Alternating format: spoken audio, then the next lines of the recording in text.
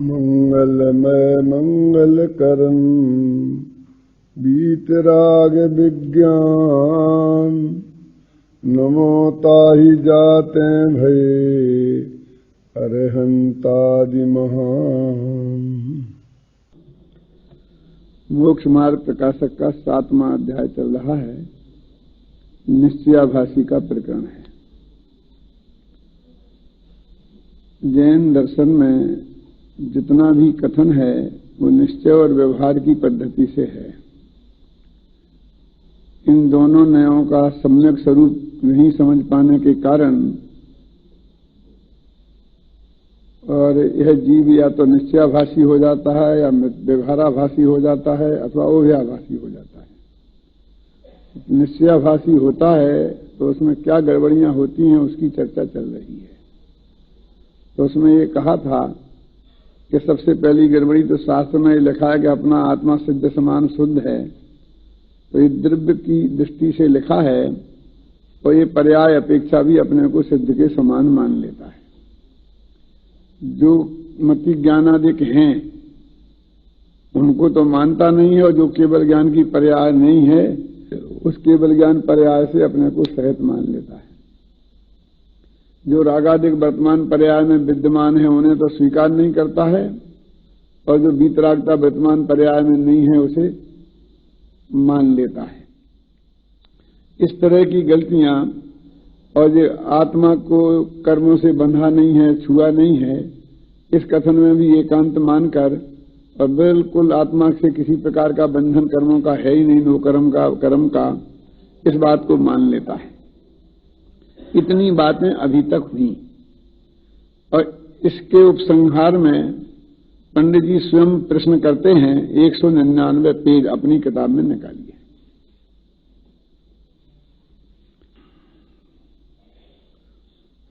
देखो तीसरा पैरा, तथा यदि शक्ति अपेक्षा शुद्ध मानते हो तो मैं ऐसा होने योग्य हूं ऐसा मानो। मैं ऐसा हूं ऐसा क्यों मानते हो? मैं सिद्ध होने योग्य हूं, मैं केवल ज्ञान मेरे में हो सकता है ऐसा मानो। इसलिए अपने को शुद्ध रूप चिंतन करना वो भ्रम है। देखो कारण की, ये देखो ये बहुत मर्म की बात है, सबका उपसंहार है। कारण की तुमने अपने को सिद्ध समान माना तो यह संसार अवस्था किसकी है बताओ फिर? एक एक प्रश्न पर प्रश्न है। और तुम्हारे केवल ज्ञानादि हैं तो ये मति ज्ञानादि किसके हैं बताओ फिर? और द्रव्य कर्म और नो कर्म रहित हो तो ज्ञानादिक की व्यक्तता क्यों नहीं है? परमानंदमय हो तो अब कर्तव्य क्या रहा? क्या पूरा आनंद हो ही गया तो क्या जरूरत है कुछ करने की? जन्म मरणादि दुख नहीं है तो फिर दुखी कैसे हो? इसलिए अन्य अवस्था में अन्य अवस्था मानना यह भ्रम है। इस सब का निष्कर्ष आ गया। जितनी बातें गलतियां थी ना उनको उन्होंने एक दफे एक वाक्य में रिपीट करके बता दिया कि यदि तुम सिद्ध हो तो संसारी कौन है? यदि तुम्हें केवल ज्ञान है तो मति ज्ञान आदि तुम्हें क्यों है? यदि तुम वीतरागी हो तो वर्तमान में राग देश तुम्हारी पर्याय में देखने में क्यों आते हैं? यदि तुम कर्मों से बंधे नहीं हो, नो कर्म से बंधे नहीं हो तो इस संसार की अवस्था तुम्हारी देखने में क्यों आ रही है? यानी यदि तुम पर्याय की अपेक्षा लगाओगे तो अपने को संसारी मानना पड़ेगा, मति ज्ञान आदि वाला मानना पड़ेगा, रागादि वाला मानना पड़ेगा और कर्मों से बद्ध स्पष्ट मानना पड़ेगा। और तुम द्रव्य की अपेक्षा लगाओगे तो फिर पर्याय को गौण किया तो फिर उसमें सिद्ध तो पर्याय का नाम है। फिर मैं सिद्ध हूं कैसे कह सकते हो? केवल ज्ञान भी पर्याय का नाम है। जब पर्याय को गौण कर रहे तो ये कैसे कह सकते हो? वीतरागता तो पर्याय का नाम है, राग देश तो पर्याय का नाम है। उन्हें गौण कर दिया तो स्वभाव की दृष्टि से बात करो। कहते हैं यहां कोई कहे कि शास्त्र में शुद्ध चिंतन करने का उपदेश दिया है कि मैं शुद्ध हूं, विद्ध हूं, निरंजन हूं, निराकार हूं, ऐसा विचार करो। इसलिए हम कहते हैं देखो शिष्य के मुख में साफ है, शास्त्र का सहारा शिष्य लेता है। कल कहा था ना विस्तार से ये बात को। उत्तर कि एक तो द्रव्य अपेक्षा शुद्धपना है और एक पर्याय अपेक्षा शुद्धपना है। वहां द्रव्य अपेक्षा तो पर द्रव्य से भिन्नता और अपने भावों से अभिन्नपना, उसका नाम शुद्धता है। और पर्याय अपेक्षा औपाधिक भावों का अभाव होना, उसका नाम शुद्धता है। तो शुद्ध के चिंतन में द्रव्य अपेक्षा शुद्धपना ग्रहण किया है, वही समय सार में है। देखो ये अपने मैं कौन हूं वाली किताब में भी लिखा है। मैं कौन हूं वाली किताब सबसे पहले 72 में छपी थी, सन 72 में। और उसमें आपने तो आपके पाठ्यक्रम में भी है ना वो किताब, वो पाठ, उसमें ये लिखा ना कि पर से भिन्नता और अपने से अभिन्नता, इसका नाम ही शुद्धता है। ये शब्द उसमें आया कि नहीं है? वो यहीं से लिया है। तो मोक्ष मार्ग प्रकाशक में भी समय सार से लिया है। देखो एस एव अशेष दिव्यांतर भावेभ्यो भिन्नत्वेन उपास्यमाना शुद्धा इत्यवलभ्यते। अशेष द्रव्य, संपूर्ण द्रव्य हैं और उनके जो भाव हैं उनसे अपना आत्मा भिन्न है, इसका नाम है शुद्धात्मा। यहां पर केवल ज्ञान है, ये कहां है? सिद्ध पर्याय है, संसारी पर्याय की बातें कहां है? पर द्रव्य से भिन्नता। और दूसरी परिभाषा दी है तो समस्त कारक चक्र प्रक्रियो तीर्ण निर्मला अनुभूति मात्रत्वा शुद्धा, ये है शुद्ध की परिभाषा। और इसी को सिद्ध समान शुद्ध कहा है। तो तुम द्रव्य की अपेक्षा विचार करते हो कि पर्याय की अपेक्षा? द्रव्य की अपेक्षा विचार करते तो हमें कोई दिक्कत ही नहीं है। और पर्याय की अपेक्षा बात करते हो तो पर्याय तो संसारी है। अभी एक को मुख्य और एक को गौण करके बात करना पड़ता है, लेकिन वो तो इसको मुख्य इसको बना लेता, उसको गौण का निषेध करता है। इसलिए आगे कहेंगे कि तुम्हारी स्थिति तो सांख्य मत जैसी हो गई अथवा वेदांतियों जैसी हो गई। देखो 200 पेज पर है दूसरा पैरा। पर्याय अपेक्षा शुद्ध पदा मानने से तथा अपने को केवली मानने से महाविपरीतता होती है।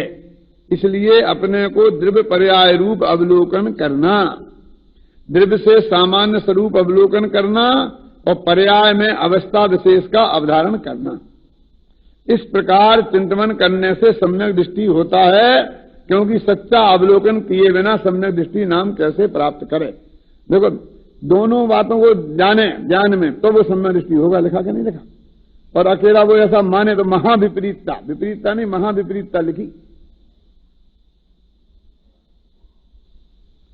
आगे तो बहुत इसमें लिखा है जिसकी चर्चा अपन करेंगे। और मैं सुनता हूं अभी क्लास में चलती है ना, क्लास में तो उसमें तो बहुत गहराई से आ गई है बात, लेकिन लिमिटेड लोगों ने सुनी होगी और मैं तो उतनी गहराई में जा भी नहीं सकता, समय नहीं है। तो देखो अब ये जो निश्चयाभासी वाला जीव है ना, उसकी प्रवृत्ति कैसी होती है? अभी तक तो ये बताया कि उसकी मान्यता कैसी होती है। अब उसका जीवन कैसा होता है निश्चयाभासी जीव का? तो देखो जीवन कैसा होता है तो शास्त्राभास करना निरर्थक बतलाता है। ये समझ लो, वचन की भी प्रवृत्ति ऐसी होती है और क्रिया में भी पढ़ता नहीं है, आरस में पड़ा रहता है। ये जो 4 लाइनें हैं ना, ये 4 लाइनें अगले 4 पेजों की मूल हैं। इन्हीं को 4 पेज में फिर डिफाइन किया है, विशेष बताया है, इसलिए इन्हें ध्यान से सुन लेना। शास्त्राभ्यास करना निरर्थक बतलाता है। द्रव्यादिक के व गुणस्थान मागणा स्थान त्रिलोकादिक के विचार को विकल्प ठहराता है। तपस्या करने को वृथा क्लेश करना मानता है और व्रतादिक धारण करने को बंधन में पड़ना ठहराता है और पूजनादि कार्यों को शुभाशुभ जानकर हेय रूपित करता है। इत्यादि सर्व साधनों को उठाकर प्रमादी होकर परिणमित होता है। ये उसकी परिणति है, कुछ नहीं करता। शास्त्राभ्यास को निषेध, दिव्य गुण स्थान की चर्चा करे तो निषेध, तपस्या करे तो बेकार क्लेश करना है। और ये सब बातें जिनवाणी पढ़ करके उसने की हैं, शास्त्र के प्रमाण आगे पेश करता है, शास्त्र में लिखा। इसलिए गीत मिथ्या दृष्टि है। और जिनवाणी पढ़ करके हुआ इसलिए जैन तो है, लेकिन ये जो उल्टी मान्यताएं इस कारण से हुई जो घृत मिथ्यात्व में लिया है। अभी एक एक को कह रहे हैं कि क्या करता है, यदि शास्त्राभ्यास निरर्थक हो, पहला बोले ना शास्त्राभ्यास को निरर्थक ठहराता है, तो उससे कह रहे कि यदि शास्त्राभ्यास निरर्थक हो तो मुनियों के ध्यान और अध्ययन दो ही कार्य बताए हैं। तो मुनि तो नहीं हो गया है, तो अध्ययन पढ़ना पढ़ाना ये तो मुनियों के कार्य हैं। ये सारी जिनवाणी जो लिखी गई है ये तो ज्यादातर मुनिराजों के द्वारा लिखी गई है। उनने उपाध्याय पढ़ाते भी हैं, तो तू उनसे भी बड़ा आध्यात्मी हो गया, उनसे भी जरा आत्मानुभवी हो गया। जो चौथे गुणस्थान में आत्मा का अनुभव किया था और छठवें सातवें गुणस्थान वाले मुनिराज हर अंतर मुहूर्त में आत्मा का अनुभव करते हैं, फिर भी उन्होंने द्वादशांग वाणी लिखी, पढ़ी, पढ़ाई, तू उसे निरर्थक ठहराता। पंडित जी ये भी कहेंगे कि शास्त्र में लिखा है इसलिए मैं अपनी मां के पेट से थोड़ी सीख के आया, तो शास्त्र में जो उसे निरर्थक बताया है उसकी अपेक्षा क्या है, वो बात भी अभी करेंगे। देखो, ध्यान में उपयोग न लगे तब अध्ययन ही में उपयोग लगाते हैं मुनिराज। बीच में अन्य स्थान में उपयोग लगाने योग्य नहीं है, या ध्यान या अध्ययन, ध्यान या अध्ययन। तो मुनियों के ध्यान और अध्ययन दो कार्य, और ध्यान की मुख्यता और अध्ययन गौण, और गृहस्थों के अध्ययन की मुख्यता और ध्यान गौण, कार्य तो दो ही हैं।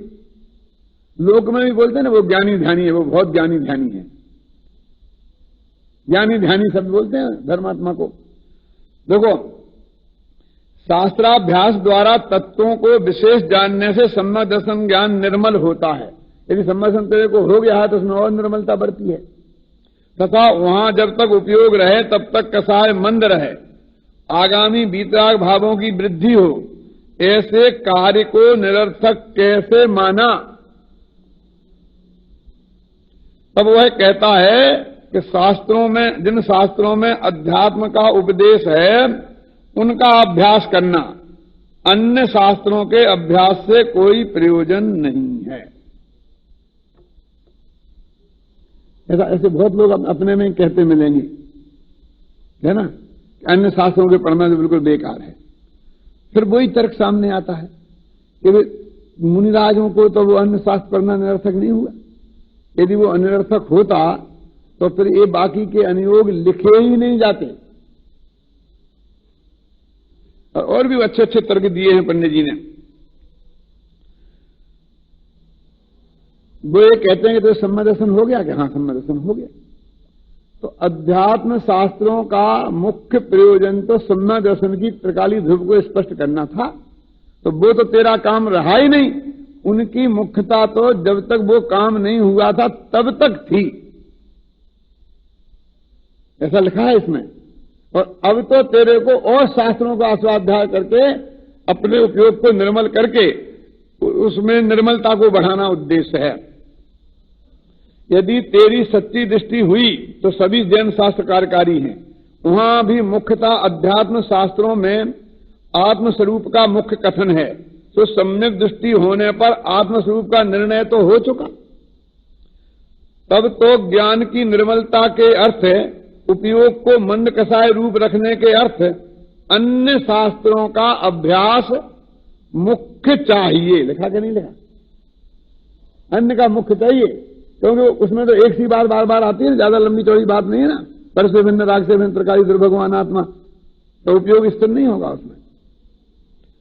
तथा आत्मस्वरूप का निर्णय हुआ है, उसे स्पष्ट रखने के लिए अध्यात्म शास्त्रों का भी अध्ययन चाहिए। उन्हें ये डर लगा कि अभी हाल में ये कह दूंगा तो अध्यात्म शास्त्र छोड़ करके घूमर साहब रटना शुरू कर देंगे। पंडित जी आगे कहते हैं कि प्रथमान योग की भी जरूरत है। क्यों? कि जो आदमी लोक में देखा जाता है कि वो जैसा बनना चाहता है, वैसे जो लोग बन गए, उनका जीवन चरित्र पढ़ने पढ़ाने में उन्हें बहुत रस आता है। क्या जैसे क्रिकेट के किसी आदमी को अच्छा लगते हैं ना, तो उसके संबंध में कोई साहित्य हो तो वो पढ़ते हो, अखबार में समाचार हो तो वो पढ़ते हो, सब पढ़ते हो नहीं पढ़ते हो। वो तेरे को तीर्थंकर आदि जो मोक्ष चले गए तो उनका जीवन चरित्र पढ़ने का भाव नहीं आता, ये बात कहां से लाया? इसमें लिखा है, देखो, जैसे जिसके विषयासक्तपना हो वह विषयासक्त पुरुषों की कथा भी रुचिपूर्वक सुने, वह विषय के विशेष को भी जाने, विषय के आचरण में जो साधन हो उन्हें हितरूप माने और विषय के स्वरूप को भी पहचाने। उसी प्रकार जिनके आत्मरुचि हुई हो वह आत्मरुचि के धारक तीर्थंकरादि के पुराणों को भी जाने, आत्मा के विशेष जानने के लिए गुणस्थानादि को भी जाने और आत्म आचरण में जो वृत्ताधिक साधन है उनको भी हितरूप माने और आत्मा के स्वरूप को भी पहचाने। इसलिए चारों ही अनयोग कार्यकारी हैं। इतना ही नहीं, तथा उनका अच्छा ज्ञान होने के अर्थ शब्द माने व्याकरण और न्याय शास्त्रादि को भी जानना चाहिए। इसलिए अपनी शक्ति के अनुसार सभी का थोड़ा या बहुत अभ्यास करना योग्य है। वो निश्चयभाषी इन सबको उड़ाता है, अकेले क्रियाकांड को ही नहीं उड़ाता है। वो शास्त्राभ्यास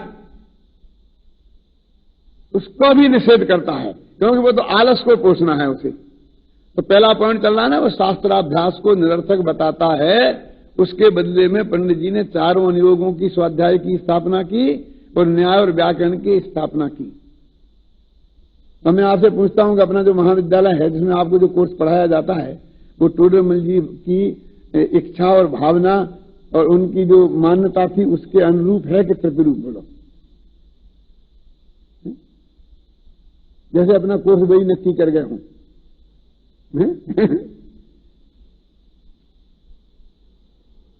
उसमें कोई एक आध दो बातें ऐसी भी हो सकती हैं आपकी पढ़ाई में कि जो टोडरमल जी के हिसाब से भी वो सही नहीं बैठती हों, जो आपके यूनिवर्सिटी के कोर्स में है। तो वो यूनिवर्सिटी का कोर्स तो अपना बनाना अपने हाथ में नहीं है ना। मान लो ने अंग्रेजी भी कोर्स में रखी है, टोडरमल जी को अंग्रेजी नहीं चाहिए, कहेगा भाई नहीं पढ़ो तो चले। तो वो तुम्हारे लौकिक जीवन के भविष्य की दृष्टि से कि तुम्हें यूनिवर्सिटी की डिग्री मिल जाए, अब तुम्हें आजीविकाजिक के क्षेत्र में भी कोई दिक्कत नहीं आए, तो उसकी वजह से हमने उसे बर्दाश्त किया है कि हमें भी उसके कोई रस नहीं है। कोई चीज पढ़ाने में हमें भी कोई रस नहीं है। और यूनिवर्सिटी में जो चीजें नहीं है कोर्स में और हम समझते हैं कि आत्मा के कल्याण के लिए जरूरी है, उन चीजों को हम यहां पढ़ाते हैं। मेरे कहने का मतलब यह है कि जैसे अपन ने जो उनके अनुसारी बनाया हो कि जैसे अपन ने जो बनाया है उसके हिसाब से पंडित टोडरमल जी ने लिख दिया हो, ऐसा नहीं लगता है। मैंने दोनों के विचार छावड़ा जी कितने मिलते जुलते हैं।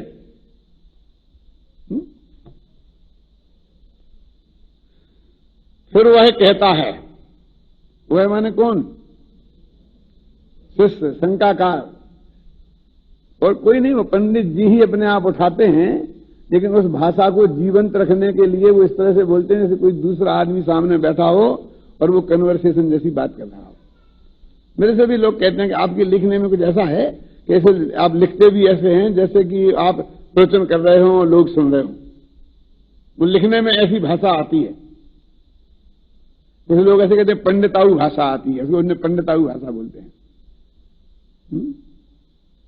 यदि तुम ऐसा कहोगे तो उसका उत्तर ये है ना कि पद्मनंदी पंचविंशति में ऐसा कहा है कि आत्मस्वरूप के निकलकर बाह्य शास्त्रों में जो बुद्धि विचरती है तो वह बुद्धि विविचारणी है। पद्मनंदी पंचविंशति का में नीचे देखो ये श्लोक दिया है ना, तो उसमें का एक छंदू ने पद्मनंदी पंचविंशति का भी उन्होंने पढ़ी थी और उसमें जो लिखी बुद्धि विचारणी है वो खुद ही प्रश्न उन्होंने उठाया। तो एक उनका उत्तर इस तरीका ये है कि नहीं वो लिखा गलत है एकदम, ऐसी तोड़ने की भाषा में वे कभी बात करते ही नहीं। हम अपने पर छाती पे हाथ रख कर देखें, हमारे बहुत से वक्ता जो सामने से प्रश्न आता है तो एकदम पहले तोड़ते हैं, नहीं एकदम गलत है ऐसा बोलेंगे। और टोडरमल जी का ऐसा तरीका है, तुमने कहा सो सत्य क्या? लेकिन उसका ऐसा ऐसा है और वहां जो कहा है उसकी अपेक्षा ये है और हम जो कह रहे हैं यहां इसकी अपेक्षा ये उनका तरीका है। लिखा है इसमें देखो, उत्तर यह सत्य कहा मैंने पद्मनंदी पंचविंशति के कथन को गलत थोड़ी बताना चाहते हैं और उनके कथन को गलत बताने के लिए थोड़ी उद्धृत किया है उन्हें, अथवा उन्हें उनसे थोड़ी टकराना है कि उनने गलती से लिख दिया तो हम क्या करें, ऐसा नहीं। यदि वो लिखा है तो सही लिखा है। तो क्या लिखा है? बुद्धि तो आत्मा की है और उसे छोड़कर पर द्रव्य माने शास्त्रों की अनुरागिणी हुई तो उसे व्यभिचारिणी ही कहा जाता है। कि जो अपने पति को छोड़ करके और परपति की तरफ अनुराग करे तो उस लोक में उस महिला को व्यभिचारिणी कहा जाता है।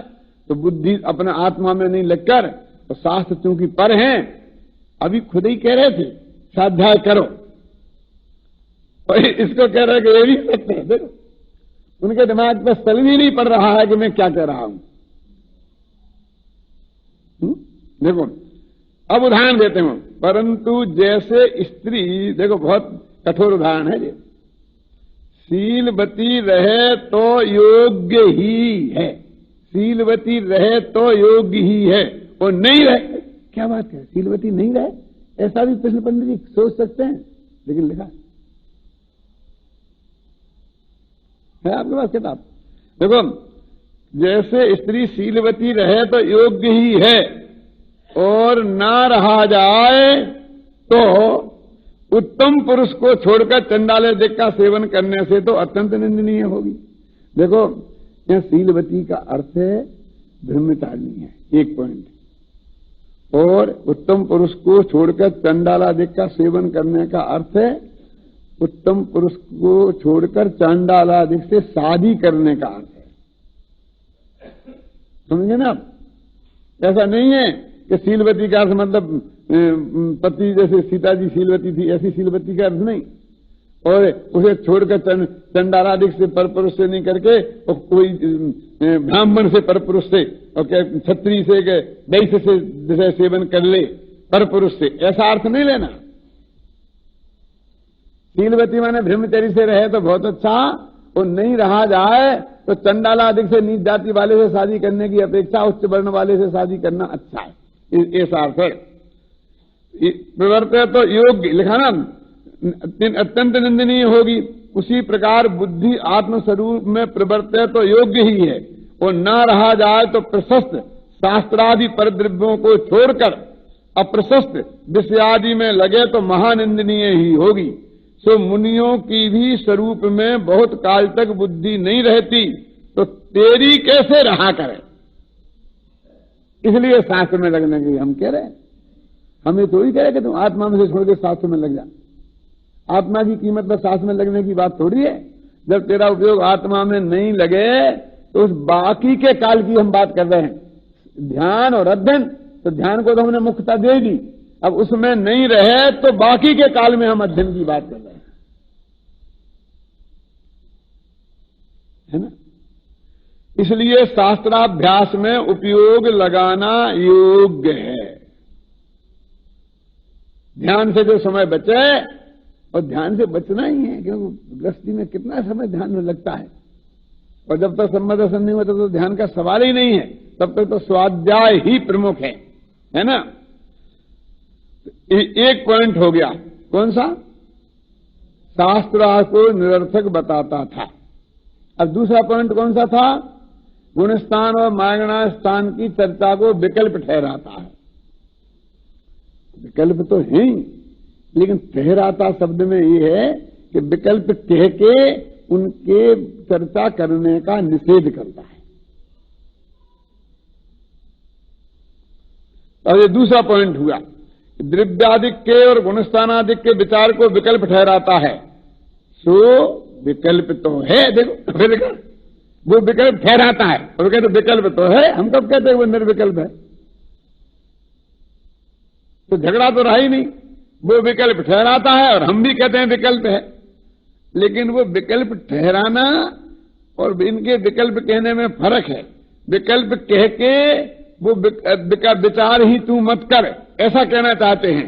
और ये ऐसा कह के यदि तू ध्यान में नहीं रहे तो इनका भी चर्चा करे, अच्छी चीज है, ऐसी कहना चाहते हैं। देखो, परंतु निर्विकल्प उपयोग ना रहे तब क्या करे? तब इन विकल्पों को ना करे तो अन्य विकल्प होंगे, वे बहुत रागादि गर्भित होंगे तथा निर्विकल्प दशा रहती ही नहीं है, क्योंकि छद्मस्त का उपयोग एक रूप उत्कृष्ट रहे तो अंतर्मुहूर्त ही रहता है। इसलिए सेकंड नंबर पर एक गुणस्थानादि की चर्चा को हम रखते हैं। तथा तू कहेगा कि आत्मस्वरूप का ही चिंतन अनेक प्रकार किया करूंगा, मैं गुणस्थान तो नहीं करूंगा, मैं आत्मा ही आत्मा, आत्मा ही आत्मा की बात करता रहूंगा बस। तो सामान्य चिंतन में तो अनेक प्रकार के बनते नहीं, और विशेष करेगा तो द्रव्य गुण पर्याय गुणस्थान मागना स्थान शुद्ध शुद्ध अवस्था का विचार ही होगा। सामान्य में तो ज्यादा विकल्प होते ही नहीं, और विशेष में जाएगा तो गुणस्थान आ ही जाएंगे, है ना। और सुन, ये बिल्कुल जीवंत भाषा है, जैसे सामने कोई बैठा हो, अब ये किताब तो लिख रहे हैं, सुनने की बात काहे को कह रहे हैं। और सुन, डोल समझ सुन, पेट सजाने, माने वो एकदम जैसे सामने आमने श्रोता वक्ता हो, इस तरह की भाषा है। केवल आत्मज्ञान ही से तो मोक्ष मार्ग होता नहीं, लोग कौन माई का लाल कह सकता है, बोलो, ये टोरमल की ताकत है। केवल आत्मज्ञान से ही तो मोक्ष मार्ग होता नहीं। हम तो कहते केवल आत्मज्ञान ही चाहिए, और वे क्या कहते हैं, को क्या चाहिए, 7 तत्वों का ज्ञान चाहिए। वो कहते हैं 7 तत्वों का श्रद्धान ज्ञान होने पर, रागाधिक दूर करने पर मोक्ष मार्ग होगा। सप्त तत्वों का ज्ञान, सप्त तत्वों का श्रद्धान और रागाधिक दूर होगा, मैंने वितराग, इस समय से ज्ञान चाहे तीनों होंगे तब मोक्ष मार्ग होगा। तो अकेला आत्मा ही करता रहूंगा, आत्मा ही करता रहूंगा, आत्मा ही करता रहूंगा, तो आत्मा ही की करेगा ना, तो आत्मा पर से भिन्न, तो पर की आ गई ना। और पर में कौन कौन, तो इसमें तो अजीब आ गया, आश्रव आ गया, सब आ जाएगा कि नहीं आ जाएगा। और वहां पश्चात रागादिक दूर करना। देखो फिर एक पैरा छोड़ो, फिर वह कहता है कि रागादि मिटाने के कारण हो उनमें उपयोग लगाना, परंतु त्रिलोकवर्ती जीवों की गति आदि का विचार करना, कर्म के बंध उदय सत्तादि के बहुत विशेष जानना और त्रिलोक के आकार आदि प्रमाणिक जानना इत्यादि विचार क्या कार्यकारी है। कोई एक बात छोड़ी नहीं है, ठीक है। शास्त्र पढ़ना मान लेते हैं, तो उसमें आत्मा क्या लो, 7 तत्व का ले लो, फिर गुणस्थान मारना और ये 3 लोग और जो सुमेर पर्वत, इनसे से क्या लेना देना। देखो अंत में बहुत मार्मिक निर्णय इन्होंने दिया है। वो ये कहते हैं कि जो बार बार तू ये कहता है, इसके पीछे तेरा रहस्य ये है कि जैसे पर को जानना ये अपराध है, उसमें तेरे को अपराध बोध होता है, वो बात नहीं है। वो कहते हैं निर्विकल्प और सविकल्प, पर को जानने का नाम विकल्प और निज को जानने का नाम निर्विकल्प, ऐसा नहीं है। आगे सिद्ध किया है कि वीतराग भाव विद्यमान रहे तो पर को जानना भी निर्विकल्प है, और राग भाव आ जाए तो स्व को जानना भी विकल्प है। स्व और पर के जानने से विकल्प निर्विकल्प का कोई फर्क ही नहीं है, वो कहते हैं। और उसका दिमाग इस पे जा रहा है ज्यादा। देखो उत्तर, इनके भी विचार करने से रागादि बढ़ते नहीं, क्योंकि वे गे हमको इष्ट अनिष्ट रूप है नहीं, इसलिए वर्तमान रागादिक के कारण नहीं है, तथा इनको विशेष जानने से तत्व ज्ञान निर्मल हो, इसलिए आगामी रागादिक घटाने के ही कारण हैं, इसलिए वे कार्यकारी हैं। देखो अभी अपने विचार करें कि बापू नगर का तो अभी 10,000 रुपया का वर्ग गज का भाव हो गया जमीन का, तो हमें विकल्प आ सकता है कि बहुत अच्छा रहा, हमारे 2 फ्लैट पड़े हैं, अच्छा रह जाएगा। तो ये कहेगा नहीं कि बहुत डाउन हो गया तो हमें राग देश हो सकता है। लेकिन सुमेर पर्वत के वर्णन हो गए तो तेरे को क्या राग देश होने वाला, तेरा कोई फ्लैट तो वहां है नहीं। इसलिए कहते हैं कि यदि उपयोग भी जाना है तो ऐसी जगह जाए कि जहां तेरा कोई राग देश जुड़े नहीं। इसलिए कहते जहां राग देश उत्पन्न होने की संभावना है उसकी चर्चा से तो हम निषेध कराते हैं, तो जहां राग द्वेष की चर्चा उत्पन्न होने का प्रसंग नहीं है वहां हम तेरे को निषेध नहीं करते हैं। फिर वह कहता है कि शास्त्र में ऐसा उपदेश है कि प्रयोजन भूत थोड़ा ही जानना कार्यकारी है, इसलिए बहुत विकल्प किस लिए करें। उत्तर, जो जीव अन्य बहुत जानते हैं और प्रयोजन भूत को नहीं जानते हैं अथवा जिनको बहुत जानने की शक्ति नहीं है, उन्हें यह उपदेश दिया है। बहुत जानेगा उतना प्रयोजन भूत जानना निर्मल होगा, क्योंकि शास्त्र में ऐसा कहा है कि सामान्य शास्त्र तो नूनम विशेषो बलवान भवे। सामान्य जानकारी से विशेष जानकारी बलवान होती है। तो जो कहा कि ज्यादा भटको नहीं, क्योंकि जिनकी बुद्धि कम है उनके लिए कहते हैं कि तुम ज्यादा यहां वहां गड़बड़ नहीं करो।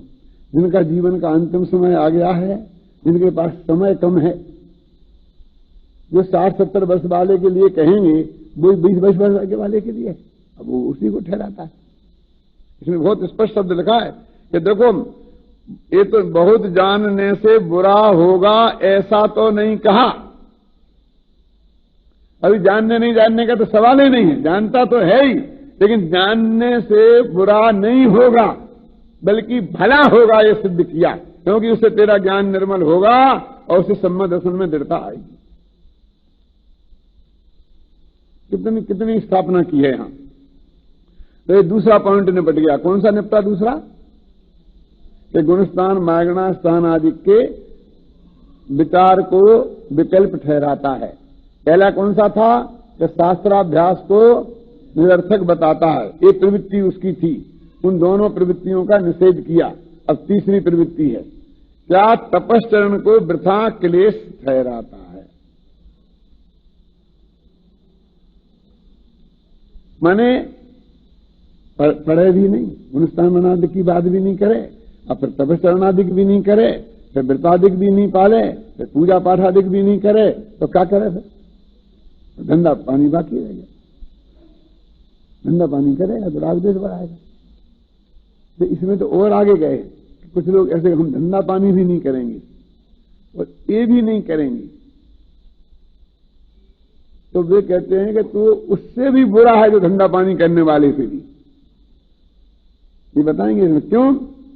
कि बिल्कुल आलस निरुद्धम की भूमिका मिथ्यात्वमाई लिखा ना बनारसीदास ने, कि जब तेरी जो भूमिका आलसी की हो गई, निरुद्धमी की भूमिका हो गई, ये तो मिथ्यात्व की दशा है। आलस निरुद्धम की भूमिका मिथ्यात्वमाई। पर ऐसे हजारों लोग हो गए अपने मुक्तियों में, बस कुछ नहीं करना, हिलना नहीं, डुलना नहीं, बस।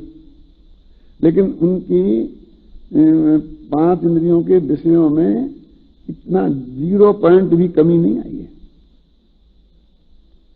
सुबह उठकर वही नहाना धोना, वही चाय पानी, वही जो भी गांठिया माठिया खाते हैं वो सब बिल्कुल अपने समय पर चाहिए। 1 मिनट आगे पीछे नहीं हो सकता है ना? क्यों? ये गांठिया वाले बैठे फिर बराबर सोना, आराम करना, तत्व चर्चा भी जैसे कोई एक अपना कार्यक्रम जैसा हो जाता है ना, अहो रूपम अहो ध्वनि वाली, बैठ के तू अच्छा और मैं अच्छा, ऐसा और वैसा, और सारे बाकी लोग बेवकूफ हैं, वृत्तशील वाले बेवकूफ हैं, तत्व चर्चा करने वाले बेवकूफ हैं, तत्व का प्रचार करने वाले प्रवृत्ति में पड़ी गया 6, है ना? तो सब को एक करके अब बस समझ लो कि जगत में जो है तो हम ही हैं, ऐसी प्रवृत्ति वाले हो जाते हैं बिल्कुल। और मैंने बोला ना कि जो वो जब धंधा पानी करते थे वो घर में थे, उस वक्त कदाचित थोड़े उनके खान पान में, विषय कसाय में थोड़ा कभी कभी विघन भी पड़ जाता था, धंधे पानी के चक्कर में, बाहर आने जाने के चक्कर में, हैं? और अब तो वो भी बिल्कुल नहीं पड़ सकता। ऐसे सुखयार बस खत्म जीवन, और उसको भी महाधर्म मान के बैठे। पंडित जी ने सब लिखा, मुझे कहने की जरूरत ही नहीं है। तथा वह तपश्चरण को वृथा क्लेश ठहराता है। तो मोक्ष मार्गी होने पर तो संसारी जीवों से उल्टी परिणति होनी चाहिए। उन्नति परिणति मैंने दिन में 4 दफे खाता था, तो अब खाने पीने में थोड़ी मर्यादा होनी चाहिए ना। रात्रि भोजन आदि करता था तो उसका निषेध होना चाहिए ना। यानी परिणति माने जो संसार अवस्था में तेरी परिणति थी तो मुक्ति के मार्ग में तो उससे उल्टी होनी चाहिए थी ना, तो उल्टी तो हुई नहीं है और उसी में और ज्यादा तन्मयता से और जुड़ गई है। संसारियों को इष्ट अनिष्ट सामग्री से राग द्वेष होता है, इसके राग द्वेष नहीं होना चाहिए। तो वहां राग छोड़ने के अर्थ इष्ट सामग्री भोजनादि का त्यागी होता है और द्वेष छोड़ने के अर्थ अनिष्ट सामग्री अनशनादि को अंगीकार करता है। स्वाधीन रूप से ऐसा साधन हो तो पराधीन इष्ट अनिष्ट सामग्री मिलने पर भी राग द्वेष न हो, सो होना हो तो ऐसा ही चाहिए। परंतु तुझे अनशनादि में द्वेष हुआ इसलिए उसे क्लेश ठहराया, तब यह क्लेश हुआ तब भोजन करना स्वयं सुख ठहरा और वहां राग आया। तो ऐसी परिणति तो संसारियों के पाई जाती है। तूने मोक्ष मार्गी होकर क्या किया बोल, परिणति क्या होनी चाहिए थी? तो शास्त्र में तो लिखा है कि कितना ही क्लेश सहो तपस्या करके, आत्मज्ञान बिना कल्याण नहीं होगा। तो ठीक था, ये तेरी प्रवृत्ति थोड़ी शुभरूप हो जाएगी विषय कसाय के त्याग रूप, तो उससे तुझे मोक्ष मिल जाएगा। ये हम कहां कह रहे हैं? हम तो ये कह रहे हैं कि तू संसार से हटकर मुक्ति के मार्ग में आया है तो तेरी वृत्ति में सात्विकता आना चाहिए ना। क्यों? जैसे मैं आपसे कहूं, मैं हमारे गुरुजी हमसे कहते थे कि जब हम पढ़ते थे ना तो हम ये धोती कुर्ता टोपी हम लगाते थे, गुरुजी भी ऐसे ही करते थे। वे कभी पगड़ी बांधते थे, हम टोपी लगाते थे। तो जरा उस वक्त तो जो लोहा वोहा तो थे नहीं, धोबी वोबी जो क्या अपने लोटे में गर्म कोयले वोयले डाल डूल करके और उस्तरी कर लेते थे, कभी टोपी पे कभी इस पे। तो कहते थे कि अरे समाज में जाओगे तो ये नोकदार टोपी काम नहीं आएगी। वो हमको तब भी सुनना पड़ता था और आज भी सुनना पड़ता है। क्यों? ये झट कपड़े काम नहीं आएंगे, ये सफेद कपड़े काम नहीं आएंगे। अरे हमारे गुरुजी हमसे कहते थे, नन्नालाल जी थे सिद्धांत शास्त्री, वो पढ़ाते थे तो वो बात कहते थे। तो उसका अर्थ यह है कि मैले कपड़े पहने, टोपी नहीं लगाए भाई, नहीं, ऐसा गुरुजी का भी भाव नहीं था। वो तो ये कहते थे कि अकेले इससे काम नहीं चलेगा, तुम्हारा जब तक गहरा अध्ययन नहीं होगा, तुम्हारी जब तक स्टडी नहीं होगी, तब तक तुम्हें इस अपने काम में सफलता नहीं मिलेगी।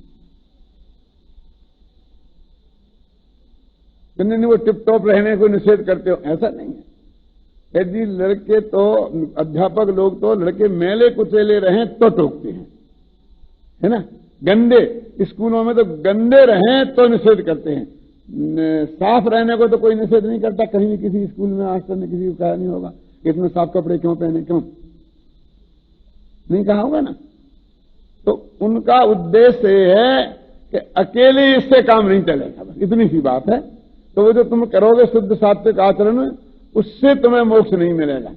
लेकिन वो नहीं होना चाहिए से विपरीत करो, ये तो उसका अर्थ है ही नहीं। और ये तो उसके विपरीत में चला गया।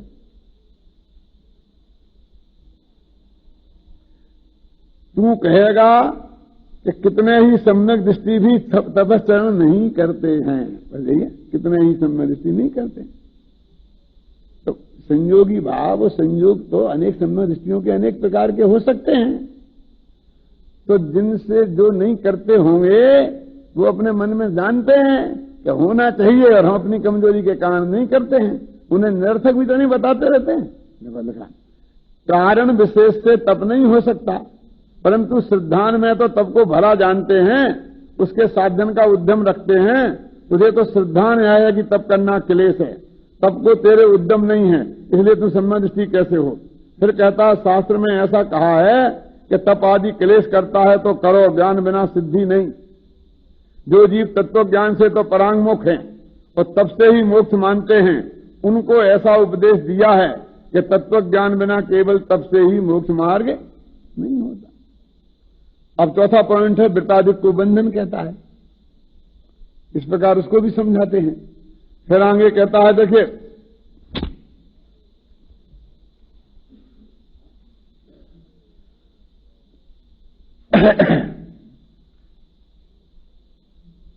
कि प्रतिज्ञा के चक्कर में नहीं पड़े कि हम पालेंगे तो हम व्रत भी करेंगे, उपवास भी करेंगे, लेकिन किसी चीज की प्रतिज्ञा नहीं लेंगे। वो तो पंडित जी अंत तक छोड़ते नहीं होते। तो पंडित जी कहते हैं प्रतिज्ञा नहीं लोगे तो जैसा त्याग प्रतिज्ञा लेने पर होता है वैसा ऐसे ही करने से नहीं होता। और हम तो गृहस्थ है ना, तो पहले तो हमको जरा प्रतिज्ञा लेंगे तो ही वो चीज छूटेगी, और फिर बाद में सहज पने भी वही चीज छूट जाती है। शुरू शुरू में तो जो आज तक हम करते रहे हैं ना, तो पहले तो उसके प्रति हमको दृढ़ संकल्पी होना पड़ेगा। तो कहता नहीं हम करेंगे नहीं, हम करेंगे नहीं, हम वहां से चाय नहीं पिएंगे, हम प्रतिज्ञा नहीं लेते, हम रात्रि भोजन नहीं करेंगे, हम प्रतिज्ञा, और हम तो करते ही नहीं, हमें क्या प्रतिज्ञा लेने की जरूरत है। तो नहीं कहते तो प्रतिज्ञा ले लो ना, कि कभी लेना पड़ा तो कहते जे तेरे मन में चोर है वही तो हम कह रहे हैं ना, तो कभी लेना पड़ा तो उसी के त्याग के लिए तो हम कहते हैं। और आगे पंडित जी ये भी कहेंगे कि वर्तमान परिणामों के भरोसे ही प्रतिज्ञा नहीं ले लेना, क्योंकि प्रतिज्ञा नहीं लेने का तो कोई दोष है नहीं, और लेकर के तोड़ेगा तो महादंड मिलेगा। यही भी कहते जा रहे हैं।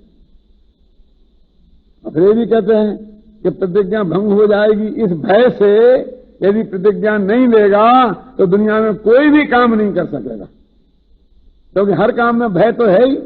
कि परीक्षा में बैठूंगा तो फेल हो जाऊंगा, तो पढ़ाई करूंगा और प्रवचन में जाऊंगा और नहीं आएगा समझ में, तो ऐसे तो किसी भी काम में प्रवृत्ति नहीं कर पाएगा। इसलिए पहले वर्तमान परिणामों को देखकर पूरे संकल्प के साथ प्रतिज्ञा लेना, और फिर छूटेगी टूटेगी जब जो होगा सो हो जाने देखी जाएगी। लेकिन अपने मन में पहले से ही पाप रखे कि ठीक है अभी ले लेता हूं और मौका लगेगा तो छोड़ दूंगा, तो वो महापापी है। ये सब बात उन्होंने प्रतिज्ञा के बारे में कहा। फिर देखिए अब आगे पेज नंबर 205 पे, अभी तो अपन को जल्दी आगे बढ़ना है ना थोड़ा। तथा वह पूजनादि कार्य को शुभाशुभ जानकर हे मानता है, तो गलती करता है।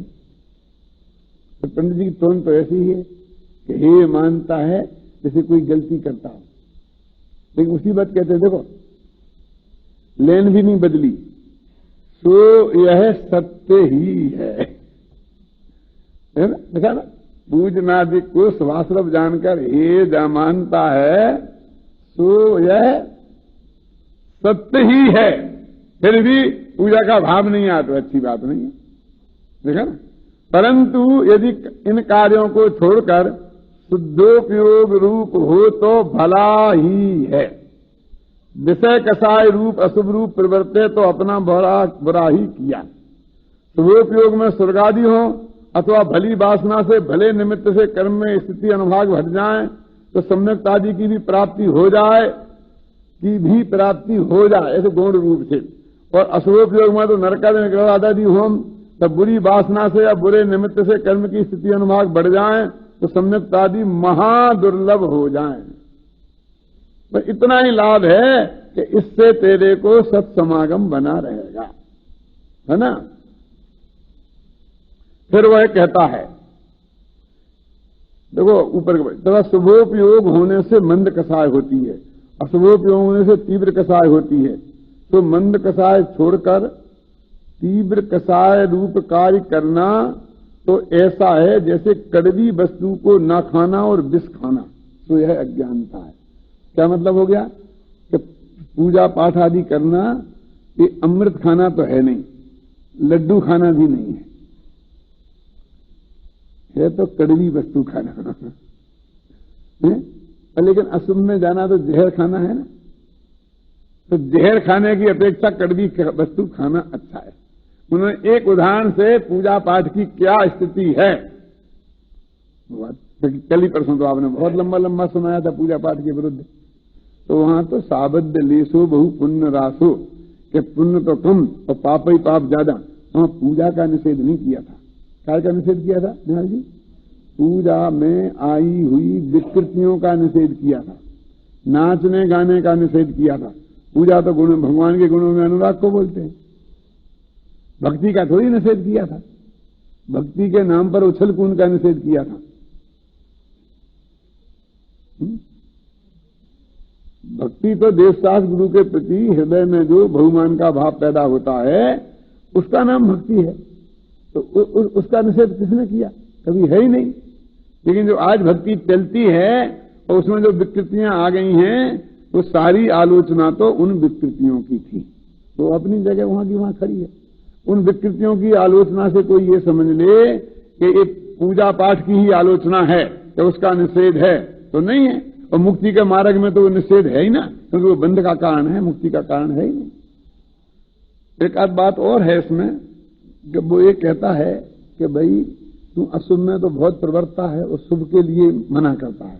तो वो कहता है अशुभ तो मेरी मजबूरी है तो दोनों ही है त्यागने लायक, शुभ और अशुभ। अब अशुभ तो मेरी मजबूरी है, तो शुभ में बिना मजबूरी के क्यों करूं? अशुभ मेरी मजबूरी कैसे है कि भूख लगेगी तो खाना खाना ही पड़ेगा, खाना खाना पड़ेगा तो कमाना ही पड़ेगा। तो दुकान पर जाना, धंधा करना, नौकरी करना, खाना, ये तो मेरी मजबूरी है। लेकिन पूजा पाठ तो मेरी मजबूरी नहीं है। ऐसा प्रश्न किया है, देखो इसमें पीछे प्रश्न किया है, मैंने पढ़ा नहीं है, 205 पे नीचे है ना। फिर वह कहता है कि कामादिक व क्षुदादिक मिटाने की अशुभ रूप प्रवृत्ति तो हुए बिना रहती नहीं है, और शुभ प्रवृत्ति इच्छा करके करनी पड़ती है। ज्ञानी को इच्छा चाहिए नहीं, इसलिए शुभ का उद्यम नहीं करना। कि शुभ प्रवृत्ति में उपयोग लगने से, उसके निमित्त से विरागता बढ़ने से कामादिक हीन होते हैं, क्षुदादिक में भी संक्लेश थोड़ा होता है। इसलिए शुभोपयोग का अभ्यास करना, उद्यम करने पर भी यदि कामादिक व क्षुदादिक पीड़ित करते हैं तो उनके अर्थ जिससे थोड़ा पाप लगे वह करना, परंतु शुभोपयोग को छोड़कर निशंक पाप रूप परिवर्तन करना तो योग्य नहीं है। मैं इसके लिए सबसे बढ़िया एक जवाब ये देता हूं कि जब लोग कहते हैं भाई प्रवचन सुनना अथवा पूजा करना अथवा जो भी शुभ भाव की बातें हैं, तो मैं कहता हूं तुम्हारा बिल्कुल सही है। अब ये तुम नहीं करोगे तो इस समय तुम क्या करोगे, हमें ये बताओ भाई। क्या ये 99% लोगों का जो ये नहीं करते हैं उस समय वे विषय कसाय में ही प्रवर्तते हैं। तो बात करते हैं क्या कि शुद्धोपयोग की, वो तो होता नहीं। सचमुच यदि तुम इन कार्यों के समय पर इससे कोई महान कार्य कर रहे हो तो तुमको कोई नहीं कहेगा उस काम को छोड़ने की। एक बात और तो और, यदि पाप का भी काम लौकिक दृष्टि से भी अत्यंत आवश्यक हो तो भी कोई तुमसे नहीं कहेगा। तुम्हें यदि कहो कि मुझे डॉक्टर ने समय दिया है, डॉक्टर के जाने हैं, तो कोई नहीं कहेगा कि नहीं तुम क्यों नहीं आए। तुम यदि ये कहो कि मेरा और ऐसा लौकिक काम बहुत जरूरी है जो करना जरूरी था, उसके लिए मैं गया था कि मैं जाऊं, तो कोई मना नहीं करता। लेकिन वास्तव में जो ये बात कही जाती है शुभ को उपादेय की, वो तो बिल्कुल विषय कसाय में और निरर्थक काम में अपने समय को गंवाता है, उसके विरुद्ध ये सारी बात है। ये सब बात तुलनात्मक दृष्टि से है। इस तुलनात्मक दृष्टि से जो लोग नहीं समझते हैं उसमें ये सारा चक्कर है। 206 पेज पर निकालो। इस प्रकार अनेक व्यवहार कार्यों का उत्थापन करके जो स्वच्छंदपने को स्थापित करता है उसका निषेध किया। तो एक वाक्य में सारा निष्कर्ष आ गया। क्या निष्कर्ष आया है कि अनेक व्यवहार कार्यों का उत्थापन करके, ये व्यवहार कार्य माने वही हो गए कौन? स्वाध्याय करना, गुणस्थानादिक के विचार करना, व्रतादिक पालना, अनशनादिक तप करना और पूजा पाठ आदि करना, ये 5 चीजें हैं ना। तो इनका उत्थापन करके कौन? निश्चयाभासी, और स्वच्छंदपने को स्थापित करता है। बस निषेध इसका किया हमने। इनका निषेध करके और आत्मा के ज्ञान ध्यान में जाने की बात करता हो गए तो हमारा तो वो बिल्कुल सही बात है। लेकिन इनका तो वो करता है और विषय कसाय में रहने की स्थापना करता है।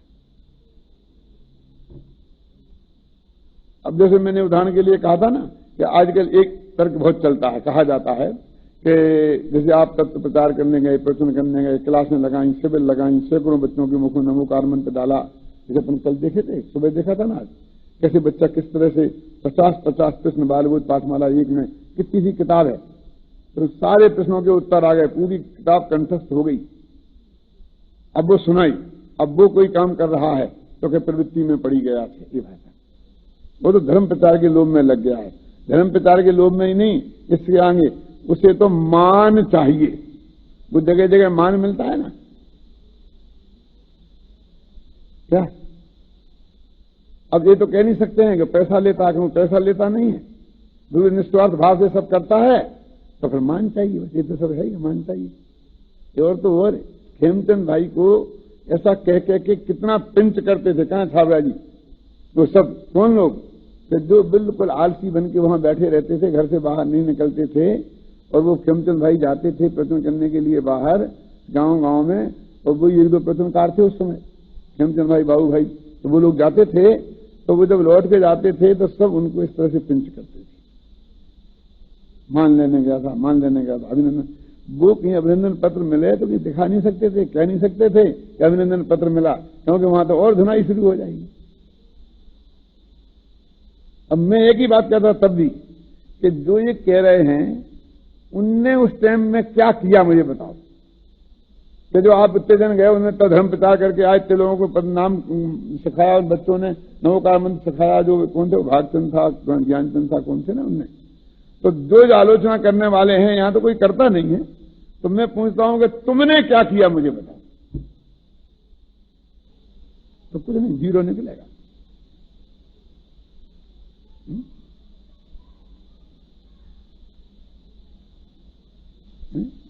तो उन्होंने बच्चों के गले में नमोकार मंत्र डाल दिया, 4 शरण होते हैं, 4 मंगल होते हैं, 4 उत्तम होते हैं, ये बात सिखा दी, भगवान आदिनाथ की जीवनी पढ़ा दी, भगवान महावीर की जीवनी पढ़ा दी, तो क्या पाप किया है, क्या खोटा काम किया है?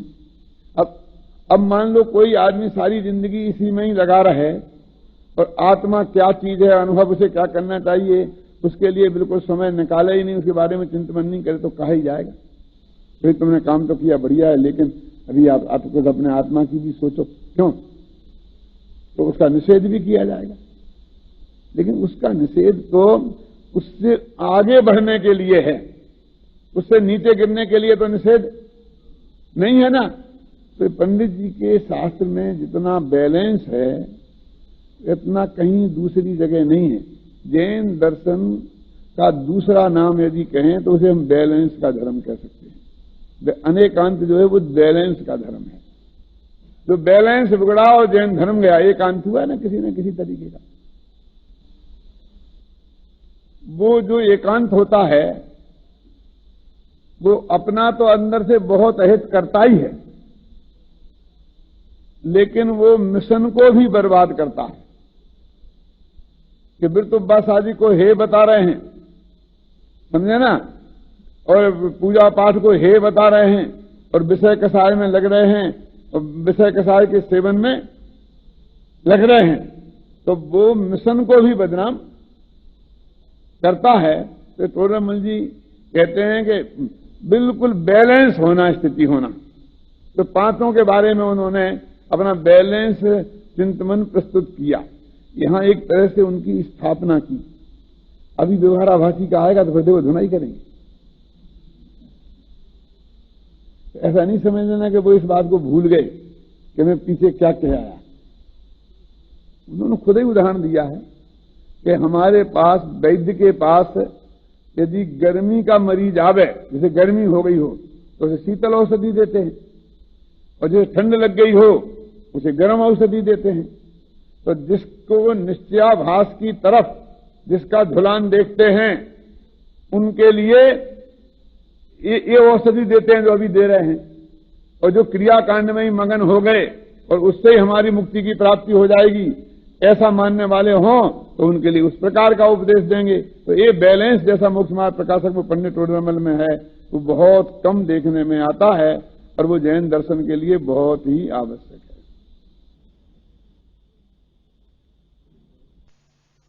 शांति सुधा बरसाए दिन वाणी, शांति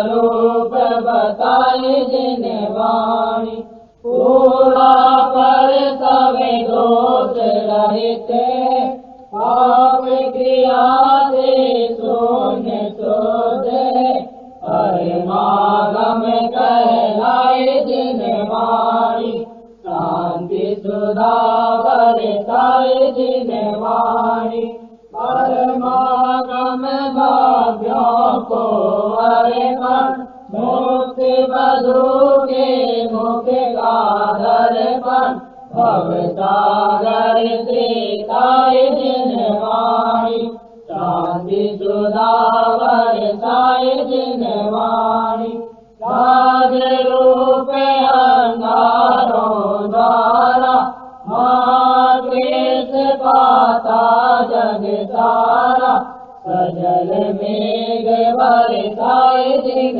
वाणी, शांति सुधा बरसाए जिन वाणी, सत्य तत्व का ज्ञान कराए, अचल विमल निज पद दर्शावे, सुख सागर लहराए जिन वाणी, शांति सुधा बरसाए जिन वाणी, वस्तु स्वरूप बताए जिन वाणी, शांति सुधा बरसाए जिन वाणी।